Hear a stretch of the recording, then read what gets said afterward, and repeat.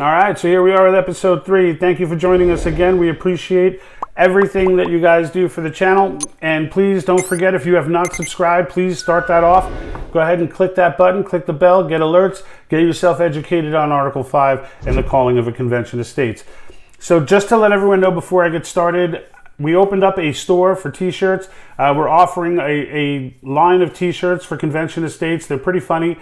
We'd love for you to go check it out. We think you'll enjoy it. There are other t-shirts in there as well. You can see some on the screen right now. So these t-shirts we put together because honestly, we are both, Jack and I, both have our jobs under duress, and we don't know because of this vaccine, and we don't know what our future is going to look like, and we want to be able to keep the channel going, so we don't want to ask for donations, so we want to provide something of value. So we decided to come together with this store and try and provide something of value. So give it a check. If you want to support the channel, definitely pick up a t-shirt. Great Christmas gifts, and we're almost at Christmas, so get on it right away.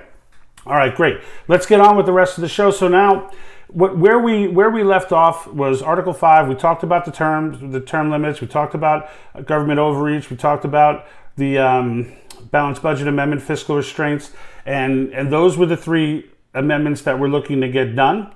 All right, and we'll get into them in more detail in separate episodes, but we did cover the fact that those are the 3. And then I left off saying I was going to get you some information on what the resolutions look like, and we're going to read one, etc. So let's go ahead and jump into that. Let's do it.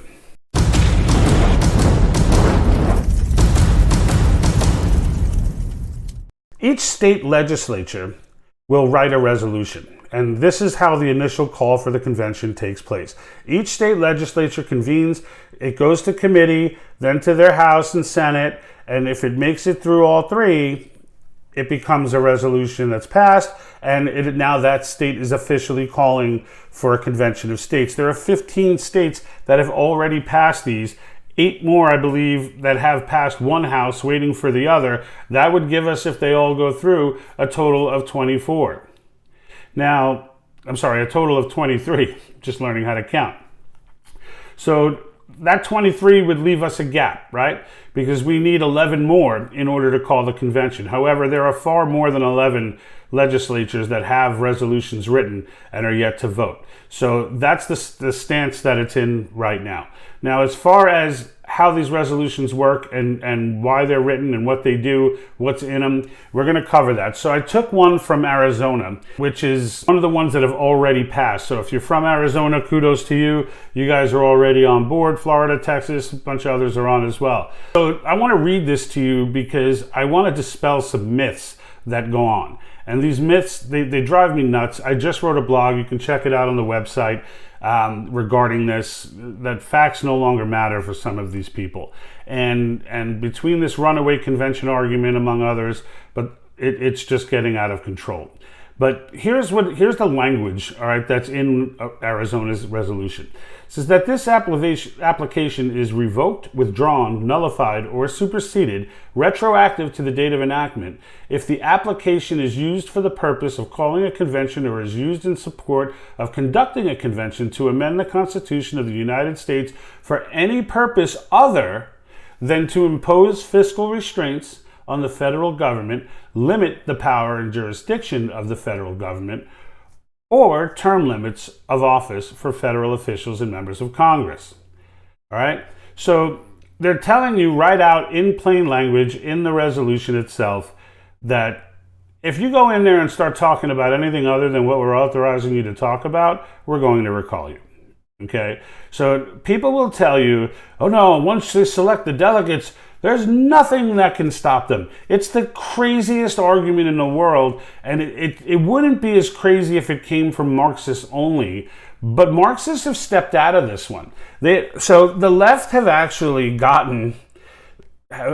scored their success decades and decades and decades ago. And you should check out the blog. I just dropped it today. That's the one where it'll tell you, the breakdown of how this all started and how the runaway convention idea started. But you can see that in this resolution, it is clearly written what they can and cannot talk about. So that's important, okay? That's important to understand, because knowing that they have restraints is a big deal. And for someone to say there's nothing that could be done, no one can control them after, like, where do they get that from? Like, they have nothing to base that premise on. Nothing. They will try to point to our original convention, which was a constitutional convention, not a convention of states. It was a constitutional convention. They want to confuse the two and make them the same. Okay, and most of the conservatives, and there's only a handful, but they're really loud.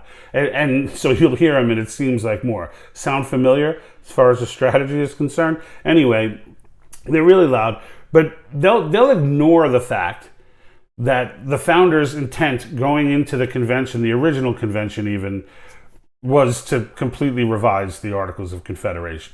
Even the Continental Congress's own words said that they were going there to revise it for all of its issues. I forget the exact word, but to revise it for all of its problems. And in the blog I just posted, we listed off just a few of the problems, but that was a lot. And there's a lot more. The Articles of Confederation were a hot mess. Everybody knew it, and they knew damn well when they were going in there, whether they called it amendments or called it whatever, they were coming out with something that was not going to look like the Articles of Confederation because it was completely ineffective. Okay. So now, as these guys write these resolutions, you can see that the states are taking great care to make sure that they're not, overstepping their bounds, or that the delegates are not overstepping their bounds. And even if the delegates did decide to go against the resolution and somehow assume this mythical power that they can now talk about whatever they want and come back and propose whatever amendments they want, the key word here is propose.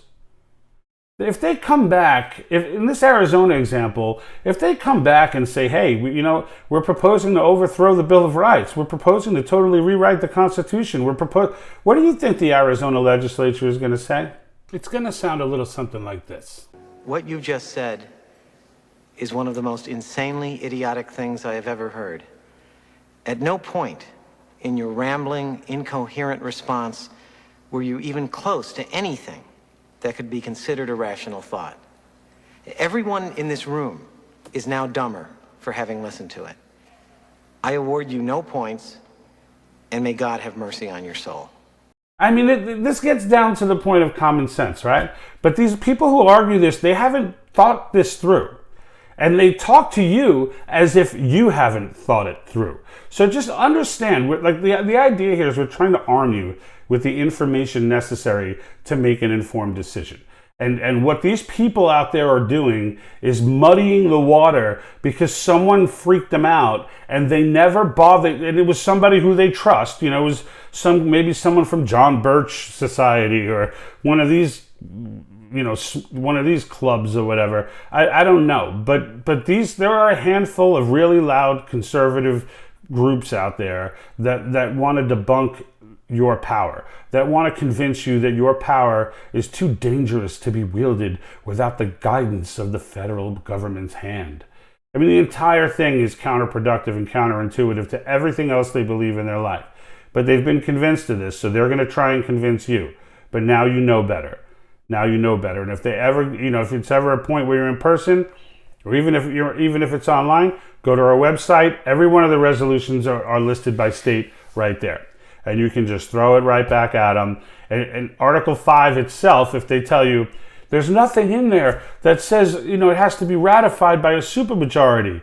Actually, yes, there is. And that's the worst argument of all, because all you have to do to debunk that is read one paragraph, the actual article, which says it right in there. Okay? So don't let these people try and scare you away from your power. These resolutions are written specifically to give specific direction of what the delegates can and can't do. Anything the delegates come out with needs to be ratified by a supermajority of states. That means only 13 states can stop anything that comes out. All right. So do you think you can't find 13 states that are going to be opposed to the trashing of the Bill of Rights or the loss of the Second Amendment? Mark Meckler pointed out 15 states. In 15 different states, you can walk right into a Congress session with a firearm strapped to your back. You think those states are going to turn around and when someone proposes an amendment to usurp the Second Amendment, they're going to be okay with that? Come on now. So let's use our heads, folks, all right? That's it for today.